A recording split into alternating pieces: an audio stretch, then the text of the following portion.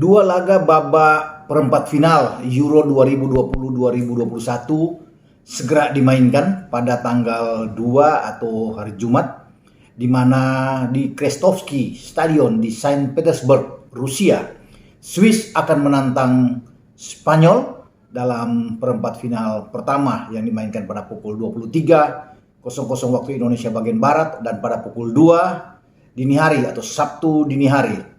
Bagaimana terjadi duel sengit di Allianz Arena di kota Munich antara dua favorit Belgia dan Italia.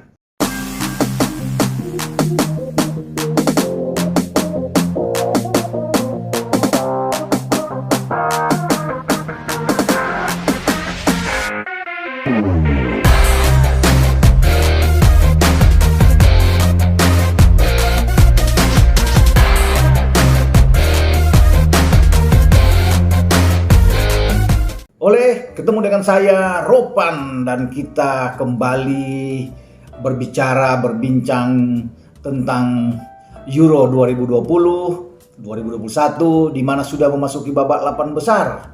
Tim-tim favorit sudah berguguran. Juara bertahan Portugal, juara dunia Prancis, juara Euro 3 kali Jerman dan juga tim oranye Belanda sudah pulang kampung, angkat koper. Tinggal 8 tim yang masuk sekarang dari per-8 final ke babak perempat final, dan 4 tim diantaranya akan memulai laga babak perempat final.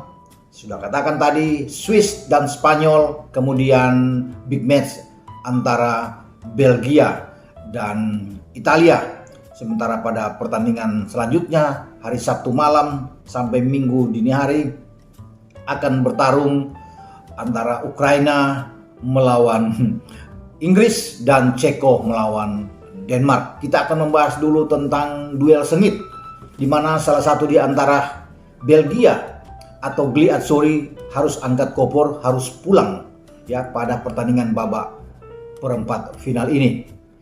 Duel yang akan dimainkan di Munich ini betul-betul akan menjadi sorotan dunia karena melibatkan dua tim dengan permainan terbuka, ofensif, agresif. Dua Roberto yang akan memikirkan tentang taktik dan strategi. Roberto Martinez di kubu Belgia dan Roberto Mancini di kubu Italia. Siapa yang lebih beruntung? Siapa yang akan mendapatkan tiket maju ke babak semifinal ini yang banyak ditunggu oleh semua penggemar, baik penggemar atau fanatik Gli Azzurri ataupun mereka yang mengunggulkan Belgia. Belgia menyingkirkan Portugal di babak per-8 final dan Italia nyaris tersingkir di tangan Austria dan hanya menang lewat perpanjangan waktu di London.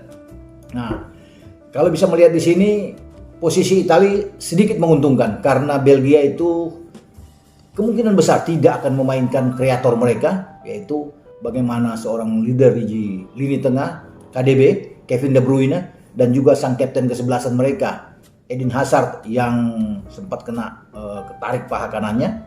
Kita tidak tahu perkembangan terakhir, tapi besar kemungkinan dua pemain ini tidak akan dimainkan oleh Roberto Martinez. Nah, kalau kehilangan dua pemain ini berbahaya buat Belgia. Ya, walaupun memang kedalaman skuad Belgia sangat baik, tetapi Italia diuntungkan dalam pertandingan ini dan berpeluang maju terus melangkah ke babak semifinal. Apa yang akan dilakukan oleh Roberto Martinez dengan starting 11 dia? Ya, Thibaut Courtois di bawah Mistar tetap akan bermain dengan 3-4-3 atau 3-4-2-1. Itu menjadi opsi bagi Martinez untuk menghadang Italia. Italia kita tahu dengan Roberto Mancini-nya akan tetap bertahan dengan pola mereka dari awal di fase grup sampai pada pertandingan keempat mereka melawan Austria, dan pertandingan kelima ini dengan 4-3-3 itu akan menjadi skema permainan terbaik yang dimiliki oleh Mancini. Baik, kita lihat bagaimana Belgia. Saya sudah sebut Courtois, kemudian 3 di belakang. Yang sudah pasti adalah Vertonghen dan juga Toby Alderweireld. Toby agak bergeser ke kanan, Vertonghen agak ke kiri, dan di tengah adalah Vermaelen.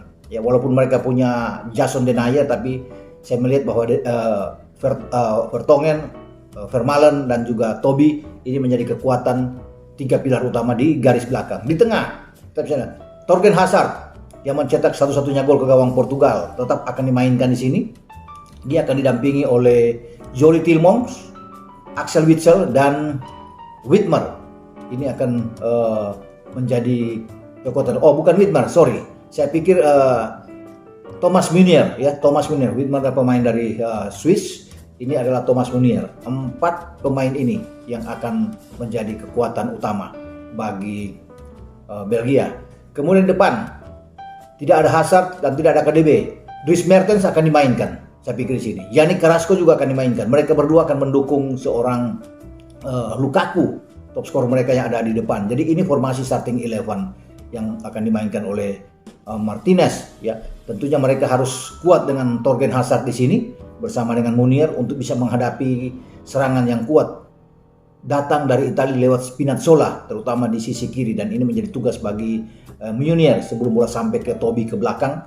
Ini Spinazzola pemain yang sangat bagus. Pertarungan di tengah juga sangat ramai dan Mancini memainkan dengan 4-3-3. Donnarumma mungkin di bawah Mista, sudah pasti Donnarumma. Dan kabar baik, Chiellini akan kembali. Kalau Chiellini kembali akan bersama dengan Bonucci, ditemani oleh Di Lorenzo dan kemudian Spinazzola. Saya katakan Jorginho, Barella dan Verratti tampak akan dimainkan di tengah, di depan Berardi, Immobile dan juga Insigne. Jika Berardi tidak dimainkan, pasti Federico Chiesa yang lebih dulu akan dimainkan. Serangan-serangan Italia kita tahu bersama setelah di tengah mereka sangat kuat dengan Barella, Jorginho dan Verratti. Saya pikir Spinazzola ini yang harus diawasi oleh pemain-pemain Belgia, ya, pemain-pemain Italia untuk pertandingan nanti. Ciro Immobile adalah striker yang berbahaya. Ini juga harus menjadi fokus bagi Vermaelen, juga bagi Vertonghen di belakang dan Toby karena pergerakan Immobile yang sangat baik. Kemudian Insigne, ya, entah Chiesa atau Berardi, ini juga menjadi 2 kekuatan bagi Italia. Dan kalau bisa bicara siapa yang akan memenangkan, saya pikir ini sampai sejauh ini mungkin 50-50, tapi sudah saya katakan ketika tidak ada KDB dan Hazard, ini akan berbalik dengan Italia 5-5-4-5 buat Italia. Banyak yang mengunggul Italia untuk bisa lolos ke babak semifinal. Kita tidak tahu akan berhadapan dengan Swiss atau dengan Spanyol. Tetapi pertarungan ini, ya, kalau Belgia ingin menang, tentunya Belgia harus bisa mencuri gol lebih cepat. Lukaku harus bisa mencetak gol ke gawang Donnarumma. Itu akan menjadi opsi terbaik buat mereka. Karena jika Italia bisa mencetak lebih dulu, ya, untuk ke gawang Thibaut Courtois, ini sangat berat. Italia punya kekuatan, apalagi kembalinya Chiellini. Ini punya kekuatan lini belakang yang sangat-sangat kuat buat mereka. Jadi tugas bagi Belgia, bagi Lukaku, Dries Mertens atau Carrasco jika dimainkan di sini harus mencetak gol lebih awal. Ini untuk bisa merusak konsentrasi pemain-pemain Italia dalam pertandingan nanti. Jadi saya katakan bahwa ini kondisinya Italia kalau menang tipis. Tetapi kalau Belgia juga menang tidak akan banyak. Ini akan tipis. Salah satu di antara mereka akan pulang. Siapa yang akan pulang? Ini masih menjadi misteri, ya, karena bisa saja Italia. Ya, bisa saja Italia, bisa saja Belgia. Tapi kalau Belgia lebih dulu bisa menggetarkan, Lukaku bisa mencetak gol, saya pikir ini akan sangat seru. Memaksa Italia harus bermain habis-habisan karena sudah bisa melihat ketika melawan Austria mereka sangat kesulitan. Harus bisa menang lewat perpanjangan waktu. Kalau saja gol Arnautovic itu diakui atau disahkan oleh VAR, bahkan bukan tidak mungkin Italia tersisih dan tidak ada di babak perempat final. Jadi ini yang pasti akan dilihat oleh Martinez. Mereka harus mengambil kesempatan mencetak gol lebih dulu untuk bisa memenangkan pertandingan. Sama ketika mereka melawan Portugal, ketika mereka mencetak gol lewat Thorgan Hazard. Walaupun Portugal punya kedalaman skuad yang baik, tapi sulit untuk bisa membongkar pertahanan Toby, Vermaelen dan Vertonghen dibantu oleh Youri Tielemans dan Axel Witsel, ya, sebagai kekuatan di tengah bagi Belgia. Kita akan nantikan bagaimana pertarungan kedua tim Italia dan Belgia ini, walaupun saya cenderung mengunggulkan Gliazzurri untuk bisa memenangkan pertandingan ini. Kita beralih ke pertandingan kedua antara Swiss dan Spanyol, dan ini sebenarnya bukan pertandingan kedua, ini pertandingan yang lebih dulu akan dimainkan. Tetapi saya membahas tadi tentang pertandingan big match yang pertama, dan yang kedua ini adalah Swiss dan Spanyol. Swiss menggetarkan dunia ketika mengalahkan juara dunia 2018 Prancis lewat adu penalti, dan Spanyol mengalahkan Kroasia dalam perpanjangan waktu dengan 5-3. Siapa yang akan menang? Saya pikir Spanyol sedikit di atas Swiss. Bukan berarti Swiss tim yang jelek, karena mereka sudah buktikan mereka tampil sangat ngotot, sangat disiplin, determinasi sangat tinggi, membuat Prancis gagal mempertahankan kemenangan. Sudah 3-1 buat Prancis, 10 menit terakhir Swiss bangkit dan bisa mengejar ketinggalan untuk memaksa 3-3. Sesuatu yang sangat bagus, mental mereka sangat baik. Jadi pasukan Vladimir Petkovic ini harus diantisipasi, diwaspadai oleh pasukan Luis Enrique jika Spanyol ingin terus melaju sampai semifinal. Ya. Swiss dengan Jan Sommer, pemain Borussia Mönchengladbach ini, kiper mereka yang menahan penalti dari Kylian Mbappe, pasti akan menjadi sosok sentral di bawah Mister bagi kekuatan Swiss. Swiss juga akan bermain mungkin dengan 3 back ya menghadapi Spanyol. Akanji tetap sebagai kekuatan di sana, Evaldi dan Ricardo Rodriguez akan menjadi 3 kekuatan utama di belakang. Kemudian di tengah kita akan melihat bahwa Granit Xhaka menjadi kunci kekuatan mereka tentunya di sini. Widmer juga pemain yang bagus, dan Freuler kita akan lihat juga akan menjadi kekuatan bagi Swiss dalam pertandingan nanti. Shaqiri akan memainkan peran penting, mungkin berdiri di belakang Brel Embolo, dan juga ujung tombak terbaik mereka Haris Seferovic. Apakah Gravanovic juga akan dimainkan sejak awal? Ini yang nanti kita akan tunggu, karena Gravanovic ini juga memperlihatkan perkembangan yang sangat bagus ketika mencetak gol ya saat menghadapi Prancis, dan semua tergantung dari Petkovic untuk bisa memainkan pemain yang satu ini. Jadi secara kolektivitas tim Swiss bermain cukup oke, tidak bergantung kepada seorang pemain, walaupun mereka punya Shaqiri dan Xhaka menjadi man of the match, tetapi kesatuan starting 11 ini sangat kuat. Mereka bermain satu, tidak mengandalkan individu, tetapi kolektivitas ini yang bisa menghancurkan Prancis, bisa mengejar ketinggalan dari Prancis, dan mereka bisa menyingkirkan dalam adu penalti.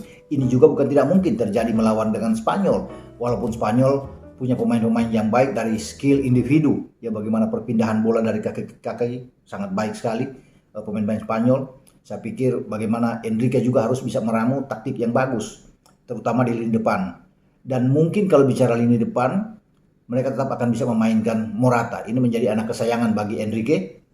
Ya, kemudian Sarabia yang akan dimainkan untuk mendampingi Morata, dan Moreno itu kalau bicara di tengah. Ya. Formasi 4-3-3 saya pikir.